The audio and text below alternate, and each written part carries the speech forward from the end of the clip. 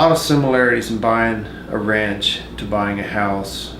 Sort of the highlights being, going into the title company, getting a title policy, mortgage parameters, closing times are very similar. A lot of differences in buying a ranch. You want to look at different title issues that pop up.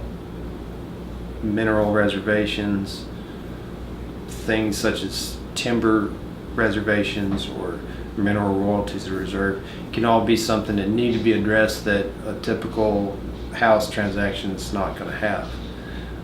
You want to look at the condition of the ranch, numerous variables. If it has a house, you're going to do the typical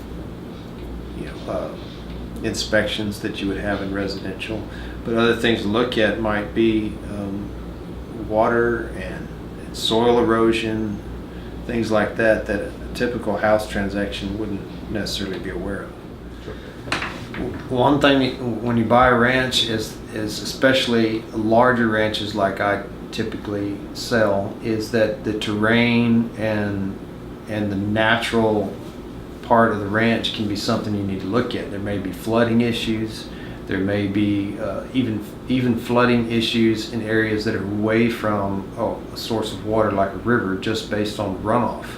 And so the larger acreages tend to have lots of variation in terrain and several things to look at depending on what it is you're buying and the location.